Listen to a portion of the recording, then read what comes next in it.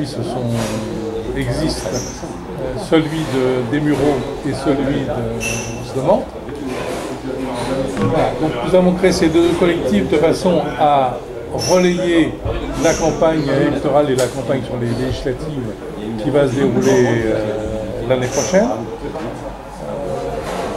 Si c'est un certain nombre de...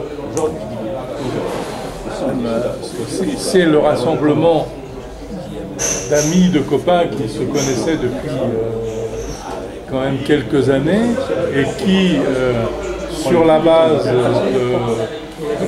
des propositions qui sont avancées dans la France insoumise, des 100 propositions qui ont été élaborées, débattues, qui ont débouché sur les 10 priorités de la Convention nationale, que nous avons décidé de lancer cette campagne, de vous inviter et au-delà de chercher à ce que les citoyens et les citoyennes du secteur nous rejoignent et permettent ainsi de démultiplier ces collectifs. L'objectif, c'est d'avoir des collectifs d'une douzaine, d'une quinzaine de personnes qui soient un peu disséminés sur l'ensemble du secteur et qui permettent ainsi une relation et un débat de proximité avec les habitants et leurs voisins et leurs familles. Voilà, c'est le sens de notre... Est-ce que vous pouvez dire votre prénom? Daniel Viter. Daniel Viter, VI-TER. D'accord. Vous êtes le fondateur du comité social? Il n'y a pas de hiérarchie. Il y a des collectifs. On a... Bon, là, aujourd'hui, on a répondu, y compris... ça se comprend, la sollicitation qui parle, voilà, donc, mais il faut bien comprendre que, et en tout cas dans le débat tout à l'heure, tout le monde a la parole, on n'est pas, voilà, on n'est pas dans un système... Aujourd'hui, vous êtes combien sur le comité des Mureaux? Alors ce que je disais, c'est que pour l'instant sur les Mureaux, on est une dizaine, une douzaine. Hein, oui, peut-être même au-delà, mais bon, aujourd'hui, les choses évoluent là, puisque bon, c'est vrai que je me retourne vers Michel, parce qu'il est de la rive droite de la Seine, et on a eu des personnes qui nous ont rejoints sur la rive droite, donc du coup, voilà. Mais c'est limité à 10-12 personnes par comité? Non, c'est pas limité. Non, vous voyez, moi j'ai l'avantage, c'est qu'à ma droite, j'ai un membre du Parti communiste français, et à ma gauche, j'ai un représentant du Parti de gauche. Et moi, je suis ni au Parti communiste, ni au PG, je suis citoyen lambda, voilà, je suis milieu associatif. Ce qui fait que, vous voyez, on fait tous... mais nous sommes tous France Insoumise ce soir. Voilà, c'est ça. On est tous, voilà, on fait tous partie de la France Insoumise. Parce qu'on subit au quotidien tous les méfaits de la politique gouvernementale, qu'elle soit sociale-libérale ou libérale tout court. Et demain, si Juppé venait, elle sera encore plus libérale que celle que nous subissons actuellement. Maintenant, c'est vrai qu'il y a des amis sur la rive droite de la Seine qui sont absents ce soir, mais qui s'associent avec nous. Voilà. Bon, merci. Après, nous sommes chez le portugais. C'est sûrement. Mais sûrement que nous sommes autant, une dizaine. On lui a déjà posé la question. Je suis important aussi. Les étiquettes que vous représentez, donc je connais des gens du Parti communiste. Il n'y a pas d'étiquette. Il faut retenir qu'on est un collectif de la France insoumise. Alors là, j'ai compris que vous vous rassembliez, mais c'est intéressant de savoir qui compose, d'où vous venez aussi. Donc il y a des militants du PG, des militants du PCF. Et des militants d'ensemble. Des militants d'ensemble, d'accord. Et je suis désolé, au-delà de ça, il y a des militants associatifs, il y a des militants syndicaux. Voilà, donc c'est une diversité. Mais on vient pour être clair, voilà, moi je suis citoyen, peut-être citoyen communiste, mais pas... voilà, je ne viens pas avec une responsabilité. Il y a surtout, là c'est vrai qu'il y a beaucoup de militants aussi ce soir, mais il y a surtout des citoyens, enfin, tout le monde, je veux dire, qui se sont inscrits au comité. D'accord. Donc maintenant, votre calendrier, des réunions publiques, des actions, qu'est-ce que vous allez mettre en place pour faire passer un petit peu le discours de la France insoumise? Déjà, ici, il y a un café citoyen programmé le 5 novembre, le samedi 5 novembre à 15h sur réduction du temps de travail. Bon. Vas-y, Daniel. Oui, donc on a... Après, les actions, elles sont, on va dire... Oui, on a élaboré, là pour l'instant... quotidiennes, hein, c'est-à-dire on va distribuer il y a des tracts, il y a du tractage, il y a du collage, il va y avoir des réunions publiques, en ce qui nous concerne en tout cas sur le Mantois, pour justement faire connaître un maximum de concitoyens le projet que l'on souhaite mettre en œuvre. Le but c'est d'avoir un quadrillage aussi le plus fin possible. Il y a avoir plusieurs collectifs sur le Mantois. Il ne faut pas qu'on se retrouve non plus trop nombreux autour de la table pour faire des actions. Maintenant, je crois qu'il y a pas. Il y a de la forte participation. Ah, si. Il y a une page Facebook sur le petit numéro. Non, c'est pas ça. Non, c'est pas ça. Non, il n'a pas été imprimé. Comment vous êtes retrouvés? Vous connaissiez simplement, c'est qu'aujourd'hui, il y a un site web de la France Insoumise. On voit tous les collectifs qui sont créés sur la France entière. Tout simplement, on a regardé quels sont ceux qui étaient le plus proches de nous pour avoir aussi des actions en commun. Parce que je pense que c'est important, notamment sur le Val-de-Saône, d'avoir des actions en commune au vu de la communauté de communes qui s'est créée. Je pense que voilà, on a des choses à montrer et à justement un peu de poil à gratter de ce qui se passe aujourd'hui. Et bon, là, le cycle des élections locales est un peu terminé là maintenant. Alors, on est en plein. Oui. Mais je dois poser, est-ce qu'il y a une vision sur le long terme? Peut-être après on peut imaginer des constitutions de listes législatives. Législatives. Tout simplement, il y aura des représentants de la France Insoumise partout sur toutes les circonscriptions. Je pense que la dynamique qui est lancée, que le mouvement qui est lancé, certes, est là en ligne de mire aujourd'hui la présidentielle et les législatives, mais honnêtement, ce qu'il faudra voir derrière, c'est quand même un mouvement populaire le plus large possible pour enfin offrir une perspective crédible à gauche et avoir un mouvement qui porte un programme de rupture, pour une fois. Quand on prend aujourd'hui le programme de tous les candidats, diminution du nombre de fonctionnaires, diminution de la dépense publique, augmentation de l'âge de la retraite, diminution des cotisations sociales, et on va où avec ça? Tout ça en restant dans le même cadre. Autant dire qu'ils peuvent promettre ce qu'ils veulent à la baisse ou à la hausse, ça reste que de la parole. Une parole qui reste prisonnière d'un cadre politique d'action aujourd'hui qui ne permet pas une sortie par le haut. Ce que je veux dire, c'est que d'où l'intelligence de proposer comme première action qu'il y ait de changement de cadre politique et de passer à une constitution, la 6e République, on dit ça la 6e République parce que c'est le chiffre, parce que c'est le nombre, mais c'est une nouvelle ère politique, on va dire. C'est la seule condition pour pouvoir enfin sortir d'un cadre politique qui permet l'incompétence, les responsabilités, le manque de contrôle. Il n'y a pas de contrôle sur rien. Le Parlement ne contrôle pas le budget. Les élus de la nation ne maîtrisent même pas l'ordre du jour de l'Assemblée nationale. Le gouvernement vient et fait porter. Regardez l'exemple de la loi El Khomri, à coût de 49. Je ne sais pas d'ailleurs combien, on peut râler dans la rue, on peut râler au Parlement, on peut râler entre les syndicats, ça passe. Mais pourquoi ce cadre-là, pourquoi cette action est possible? Pourquoi cette action de dictature, quand même, malgré tout, est possible? Parce qu'on a un cadre qui nous permet. Et il faut sortir de ce cadre-là. Et d'ailleurs, nous sommes le seul à proposer l'abrogation de cette loi. Tous les autres programmes, personne ne la propose. Nous sommes les seuls. Donc, c'est pourquoi je dis que c'est un programme de rupture, c'est un programme de progrès, et c'est un programme d'avenir. C'est un programme d'avenir. Prenez tous les autres, qui parle d'une planification écologique? On a peur du mot planification, mais qui parle de cette planification?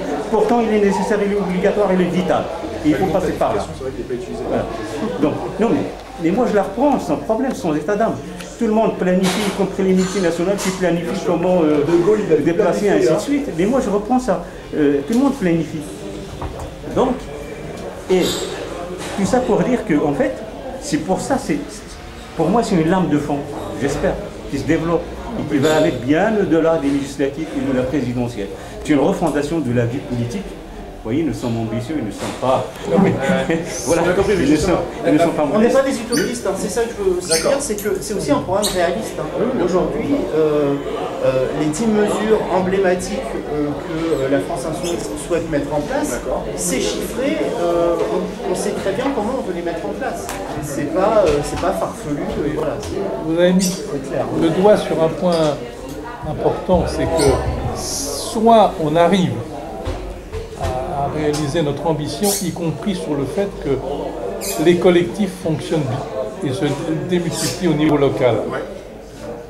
C'est le gage de pouvoir avancer, parce que ce qu'on souhaite, ça a une... Comment je dirais, on se heurte au mur de l'argent, on se heurte on se heurte pas à rien, c'est-à-dire pour y arriver, il va falloir que les gens se prennent en compte, et que si on n'a pas une mobilisation au plus près des gens, on n'arrivera pas. C'est pas uniquement un président de la République, et y compris des élus qui ont envie de faire, qui vont y arriver.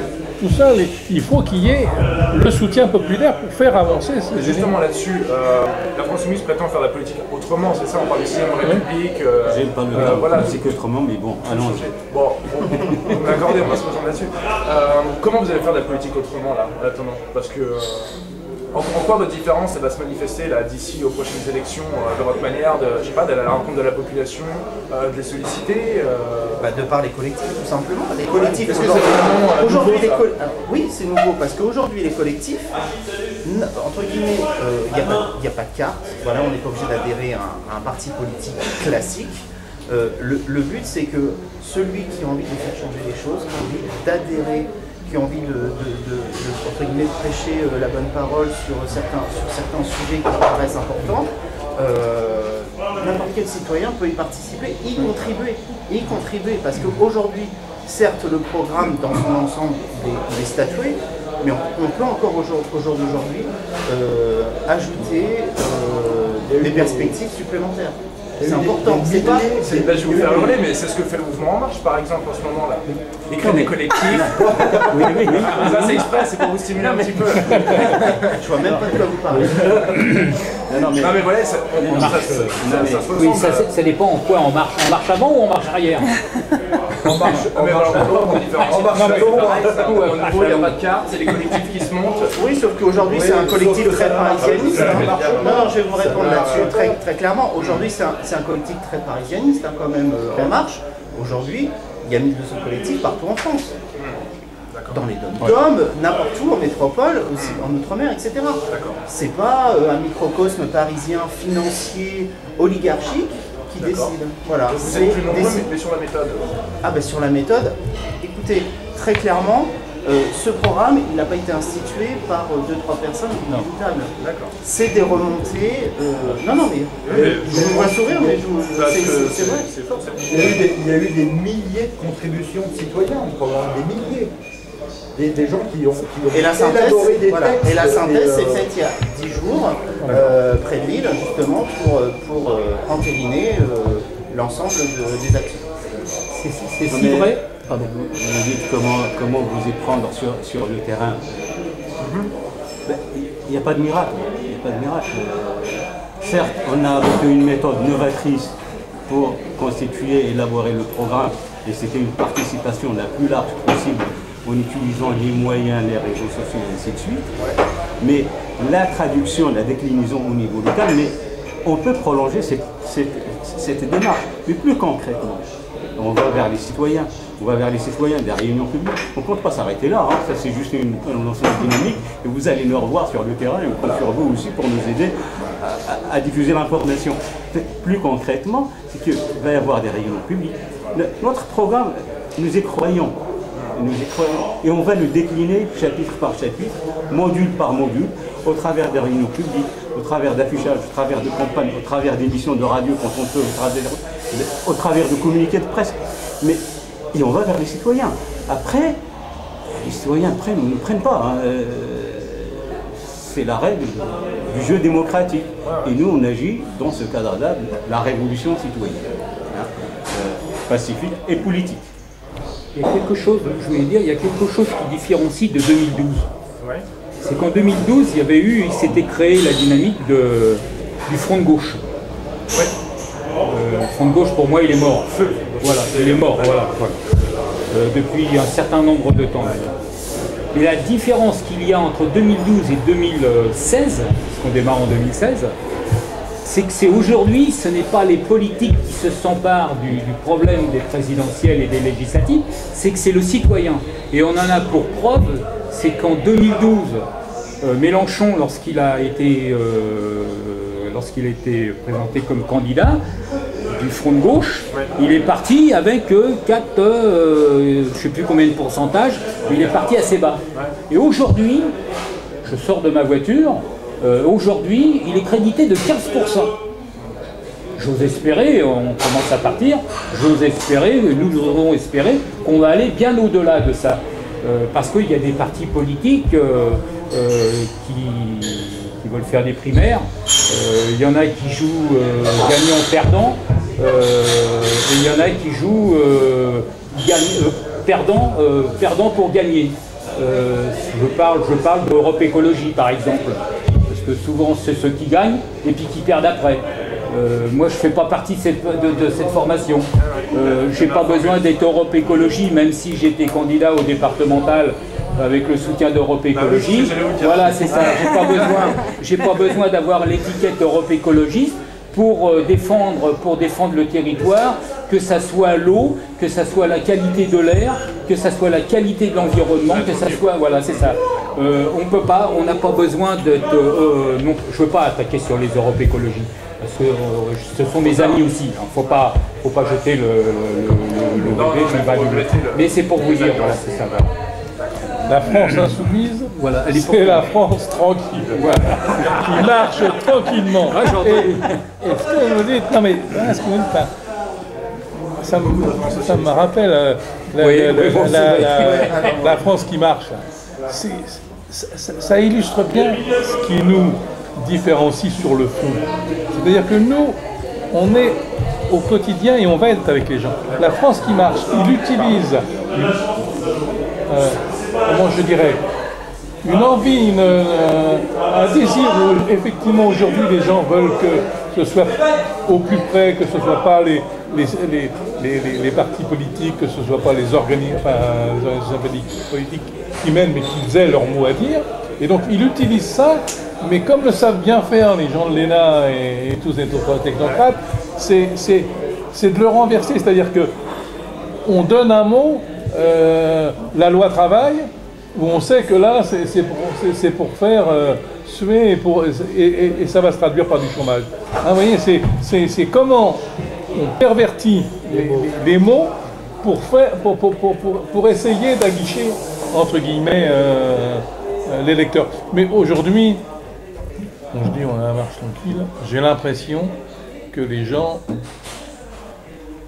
c'est pas qu'aujourd'hui, mais les gens ont une capacité, malgré tout, de réflexion, d'analyse. Et on en parlait tout à l'heure, le TCE, le vote sur l'Europe, les gens avaient bien compris ce qu'on voulait leur et chiche qu'au niveau européen, ils organisent aussi des votes, des référendums sur le CETA et le TAFTA. Nous, on est contre, mais que les gens votent et on verra ce que ça donne. Au premier vote, on voit bien que, terminé, les peuples n'en veulent pas, donc ça veut dire que c'est ça faire que les gens soient entendus. Moi, je vois par exemple, en France, on a eu une nuit debout là, il n'y a pas longtemps. En Espagne, vous connaissez tous Podemos, eux, ils ont su rebondir sur ces mouvements-là et les exploiter et les développer, quoi. En France, personne n'a réussi à exploiter le mouvement Nuit debout. On imagine peut-être que politiquement, ce serait Jean-Luc Mélenchon qui aurait pu peut-être dans cette position-là. Comment vous l'expliquez, vous? Est-ce que c'est quelque chose auquel vous réfléchissez? Parce que vous voyez, les gens, ils s'organisent tout seuls, ils organisent des agoras, ça les intéresse, la chose publique, la politique? Alors déjà, exploiter un collectif, j'aime pas trop le terme, parce que ça fait récupération derrière, c'est pas le but. Nous, ce qu'on veut, en tout cas, c'est fédérer. Il est clair qu'on a des affinités avec ce genre de collectif. C'est clair. Après, la différence, c'est que, je parlais tout à l'heure de la misère. On essaye de faire adhérer le plus possible dans des collectifs les plus rapprochés possible. Voilà. Et en même temps, la misère en Espagne, vis-à-vis du... Enfin, les gens qui étaient chassés de chez eux. C'est une misère en France pour... aussi, mais ça a été quand même une férocité qui a été au-delà et qui fait que ça mobilise encore plus et les places ont été remplies et c'était voilà. Nuit debout n'avait pas la même dimension. Nuit debout en France a été aussi spontané que l'a été le rassemblement en Espagne. Je ne sais pas. Je ne sais pas. C'est sûr qu'il y a eu les mouvements Nuit debout, mais il y a aussi des collectifs de lutte, par exemple pour le logement, pour la santé, contre la fermeture des hôpitaux. Et nous cherchons justement à fédérer ces mouvements. Comment vous les contactez? C'est vraiment... Mais nous travaillons toujours avec eux. Voilà, nous travaillons avec eux, nous restons en contact avec eux. D'accord. Voilà. Mais il y a plein de militants dans plein de collectifs. Notre ami il est un peu partout, notre ami aussi. En tant que citoyen, notre ami Pierre est dans les collectifs anti-Tata, anti-CETA. Il n'y a pas ces collectifs-là d'un côté et puis nous en dichotomie de l'autre. Non. Il y a plein de militants dans ces collectifs. Il y a des courroies de transmission. Ça montre que la vie politique française, ça bouge. Ça bouge. Et les gens ont envie de chercher une sortie. J'ai la faiblesse de croire qu'aujourd'hui, la sortie, je ne la vois pas, à part du côté du programme France Insoumise. Je suis désolé. Ou alors, sinon, vous me montrez la moi. Je n'en vois pas. Et quand je vois l'hypocrisie des primaires, c'est pas là la sortie. C'est quoi cette hypocrisie? On se met à 7, ou je ne sais pas combien ils seront côté de PS. Chacun vient avec sa tambouille et puis il dit si je perds, eh bien je laisse mon programme. À supposer qu'il y a un programme différent, et je viens te dépendre sur le tien. Ça veut dire quoi? Je reviens en arrière sur mes convictions. Il n'y a pas une contradiction là, c'est un peu bizarre. Et puis quelle crédibilité on offre aux gens en procédant de la sorte que on veut, c'est-à-dire on veut à tout prix gagner. Quitte à s'asseoir sur les convictions, quitte à accepter de prendre un programme qu'on ne soutient pas. Oui, pour moi, c'est quand même plein de contradictions. Les gens cherchent la clarté. Les gens cherchent la clarté, cherchent la constance dans les positions. Si je vais vous interroger sur la primaire. Désolé, c'est de notre côté que ça se trouve. Hein. Pardon? J'allais vous interroger sur la primaire, mais vous êtes en train de répondre, donc parfait. La primaire. Mais en même temps, c'est pas notre problème. On sait ce que c'est. En même temps, c'est pas notre problème. Non, mais la primaire. C'est une façon de faire de la politique qui est à l'ancienne et qui. C'est une course à l'échalote effrénée à. Voilà, c'est une sorte de. Disent que c'est la seule façon de gagner pour la gauche. Non, alors, quelle gauche par exemple? L'exemple américain est quand même assez... Moi je pense qu'ils auraient pu...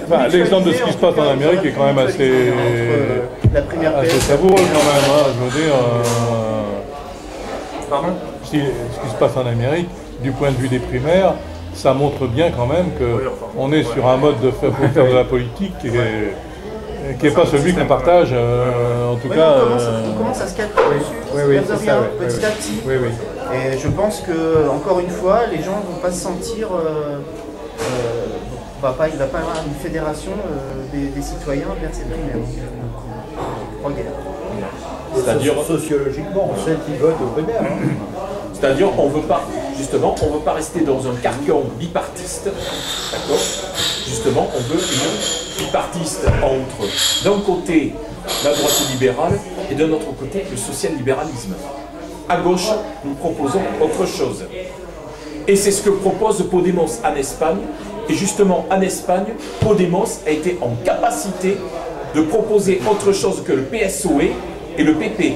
D'ailleurs, vous pouvez vous rendre compte que le PSOE facilite, l'inverse facilite un gouvernement parti populaire.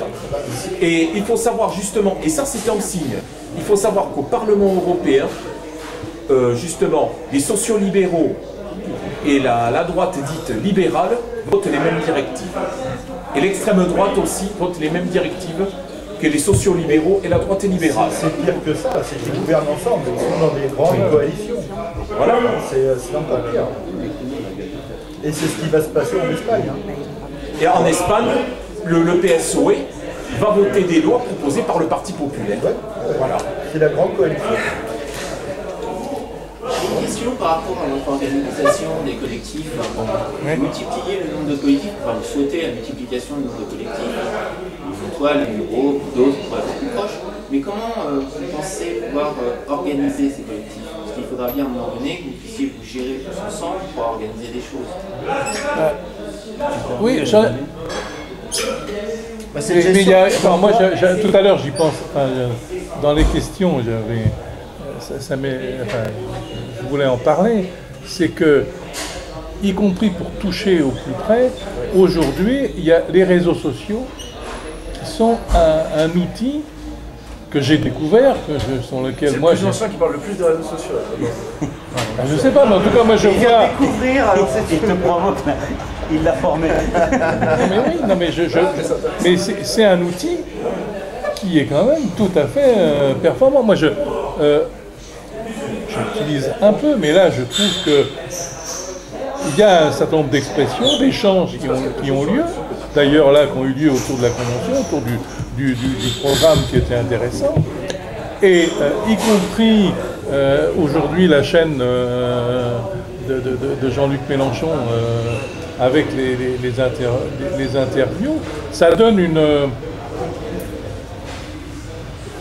c'est même pas une pluralité, ça donne... j'ai perdu le terme sur les cathédrales, là, mais ça donne un patchwork d'expressions qui ne sont pas formatées, qui ne sont pas... Quand ils s'expriment sur la police, quand ils s'expriment sur les enfants autistes, il y a 5 ou 6. Les gens sont passés par les médias, par exemple. Voilà, ils s'expriment, et sur des sujets différents qui montrent cette diversité. Et au niveau du secteur, on va vous suivre alors. Au niveau du secteur, c'est-à-dire coordonner comment? Mais on veut pas se coordonner. Mais encore une fois, on est aujourd'hui des collectifs libres. C'est ça qu'il faut. On ne veut pas rentrer dans un système. On ne compte pas reproduire une organisation pyramidale, hiérarchique. Voilà. C'est ce que je disais tout à l'heure, il n'y a pas de coordination départementale, par exemple. On sait qu'il y a des collectifs un peu partout dans les Yvelines. Okay. Mais chaque collectif, maintenant que la coordination, ce que je peux dire, il y a eu quand même un point important de coordination au niveau notamment de réseau, comme disait Damien tout à l'heure, pour échanger, élaborer, affiner le programme. Ça s'est fait, ça s'est concrétisé par la convention de Lille le week-end dernier. Mais derrière, les comités, ils épousent cette démarche-là, que chaque comité agit à son niveau. Moi, je n'ai pas besoin de me concerter ou de coordonner les comités ailleurs dans les... Oui, mais chaque comité va travailler, comme vous allez après fédérer le travail de chaque comité. Mais quand il y a une action commune qui nécessite des capacités de travail qui vont au-delà d'un comité comme aujourd'hui, il y a un contact entre les comités. Aujourd'hui, pour vous dire des choses, nous, membres, le comité des numéros, c'est le seul avec lequel on travaille, avec lequel nous sommes. Mais si demain, j'ai besoin du comité Montigny, par exemple, j'ai des contacts avec Montigny. Mais aujourd'hui, ils sont dans leur coin, ils font leur travail. Et nous, dans notre. Et c'est très bien comme ça. C'est très bien comme ça. Pour la bonne et simple raison qu'en fait, on ne rencontre pas tous les mêmes problématiques. On n'a pas, et c'est justement là-dessus qu'on veut travailler. Pour rester très local, il faut qu'on reste aussi centré sur nos problématiques. Ah oui, donc il y a un travail local aussi. Voilà. D'accord. Donc effectivement, on va se retrouver, on peut se regrouper et échanger des informations. On avait par exemple pour projet de créer une espèce de insoumise vraiment que pour les Yvelines. C'est un projet qui est toujours... C'est un projet qui est toujours d'actualité sur lequel on travaille, mais pour faire vraiment au plus local et au plus proche des préoccupations des gens, effectivement, comme dit la scène, on n'a pas besoin de savoir forcément ce qui se passe du côté de Vernon, Conflans, etc. Parce qu'on rencontre des problématiques autres ici. Non, puis là, ce qui nous a très clairement rassemblés, c'est qu'on souhaitait avoir exprimé une image sur le Val-de-Seine. On avait décidé de... Bon, on manque encore de... On avait dit, on a un journal qui est prêt à sortir. On n'a même pas un exemplaire aujourd'hui. Donc on s'était... Effectivement, on avait décidé de sortir un journal parce que ça nous permettait ensemble de sortir ça rapidement et de le faire rapidement. Voilà. Et puis demain, effectivement, demain, si, enfin, on fera peut-être quelque chose plus, les Mureaux, Melan et sur le Vexin, vous ailleurs, et puis on se retrouvera sur la caravane des Yvelines ou sur voilà. Donc voilà, il y a un seul comité Mantes les Mureaux ou c'est deux comités qui non, c'est deux comités. C'est deux comités. D'accord. Et quand on disait qu'il y avait une douzaine de personnes, c'est dans chaque comité ou dans chaque. Oui, dans chaque. Ah, d'accord. Et vous avez des comités, une douzaine de comités qui s'est créé sur les Yvelines, sur Montigny, sur Versailles. Voilà. Tout le monde est libre, en tout cas, d'accéder sur le site de la France Insoumise, de créer son propre comité. Hein, je vous invite à le faire, à indiquer la marche à suivre, en tout cas. Voilà. Mais en tout cas, voilà, chaque citoyen est libre, en tout cas, de créer son comité.